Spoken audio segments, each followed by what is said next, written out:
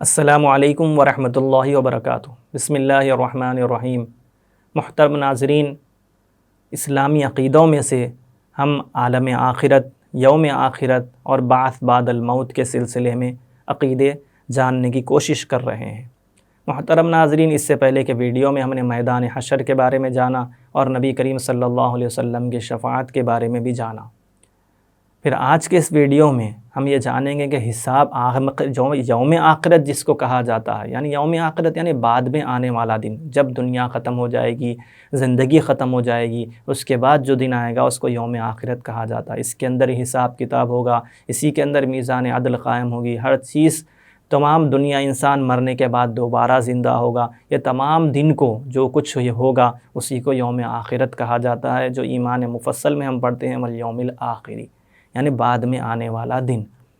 اور یہ بات بھی ہم جان چکے ہیں کہ جب انسان دوبارہ سور پھونکنے کے بعد زندہ ہوگا، پھر اس کے بعد اس کو میدان حشر میں لایا جائے گا۔ میدان حشر میں آنے کے بعد جو پریشانیاں ہوں گی وہ بھی ہم جانے ہیں۔ اس کے بعد ہمیں جاننا ہے کہ جب نبی کریم صلی اللہ علیہ وسلم کی سفارش سے، شفاعت سے جب حساب و کتاب شروع ہوگا تو پھر کیا ہوگا؟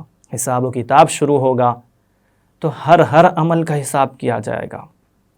جو اس انسان نے جتنے اچھے اعمال کیے وہ بھی وہاں دیکھے گا، اور جس نے جو برے اعمال کیے وہ بھی وہاں پر دیکھے گا۔ رائی کے دانے کے برابر بھی کسی کے ساتھ ظلم اور ناانصافی نہیں کی جائے گی۔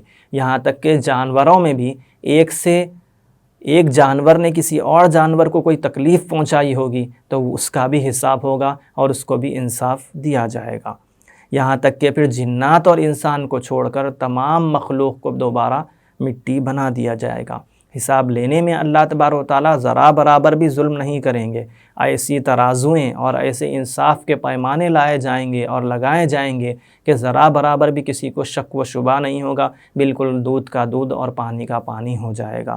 سب سے پہلے جب میدان حشر میں انسان کھڑا ہوگا تو جب تک ان 5 سوالوں کے جوابات نہیں دیتا اپنی جگہ سے ہٹ نہیں سکے گا، ہل نہیں سکے گا۔ سوالات بہت مشہور ہیں۔ سب سے پہلا سوال ہوگا کہ اپنی عمر کہاں گزاری، کن کاموں میں گزاری۔ دوسرا سوال ہوگا اپنی جوانی کن کاموں میں لگائی۔ تیسرا سوال ہوگا مال کہاں سے کمایا، اور چوتھا سوال ہوگا مال کہاں خرچ کیا۔ پانچواں سوال ہوگا جو علم تم کو ملا تھا اس پر تم نے کتنا عمل کیا، جتنا تمہیں اللہ کو جاننا چاہیے تھا، جتنا تم نے اللہ کو جانا تھا اس پر تم نے کتنا عمل کیا، تم نے کتنی اس کی عبادت کی۔ یہ 5 سوال ہوں گے، اور جب تک انسان ان 5 سوالوں کے صحیح یا غلط جواب نہیں دے دیتا وہ اپنی جگہ سے ہٹ بھی نہیں سکے گا، ہل بھی نہیں سکے گا۔ اس کے بعد دنیا میں جو بھی نعمت ہے، الغرض یہاں تک کہ سخت گرمی میں پیا گیا ٹھنڈا پانی، اس کا بھی اس سے سوال کیا جائے گا۔ جن لوگوں کا حساب کتاب ہوگا اور ان کے اعمال ان کو دائیں ہاتھ میں ملیں گے، رائٹ ہینڈ میں ملیں گے، تو انتہائی خوش و خرم ہوں گے اور کہیں گے اے اللہ تیرا لاکھ لاکھ شکر ہے کہ ہم نے آپ کی کہی ہوئی بات کو دنیا میں مانا، جس کے نتیجے میں ہم آج دائیں ہاتھ میں اپنا نام اعمال ہمیں ملا ہے۔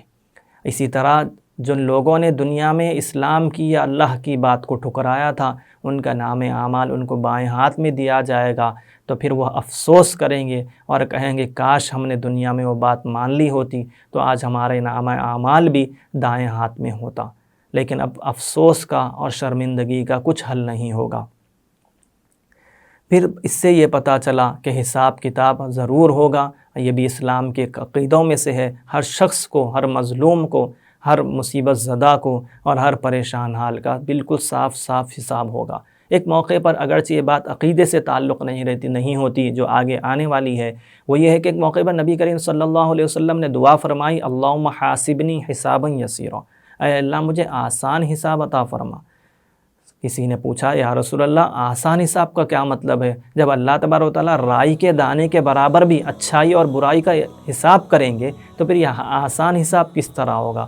اللہ کے نبی صلی اللہ علیہ وسلم نے فرمایا کہ آسان حساب کا مطلب یہ ہے کہ اللہ یوں جیسے کہ ہم دیکھتے ہیں کہ کوئی ہمارا ایک ٹیچر ہے، ہمارے ٹیچر ہیں، استاد ہیں، کوئی چیز دیکھے تو سرسری دیکھ کے چھوڑ دیے تو بس ہلکے میں نکل جاتے، آسانی سے وہ بات ختم ہو جاتی۔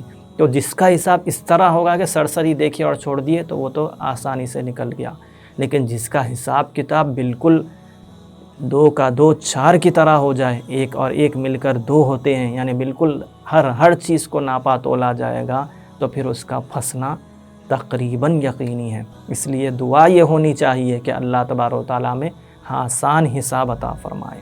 یہ نبی کریم صلی اللہ علیہ وسلم نے فرمایا، اسی لیے ہمیں حساب و کتاب پہ یقین رکھنے کے ساتھ ساتھ اس بات کی بھی دعا کرنا ہے کہ اللہ تبارک و تعالیٰ میں آسان حساب عطا فرمائے۔ آخر میں درخواست یہ ہے کہ ویڈیو کو لائک کریں، شیئر کریں اور ہمارے چینل زاد مسلم کو سبسکرائب کریں۔ کسی اور ٹاپک پر کوئی اور ویڈیو بننی چاہیے تو کمنٹ سیکشن میں کمنٹس کر کے ضرور بتلائیں۔ جزاکم اللہ خیر۔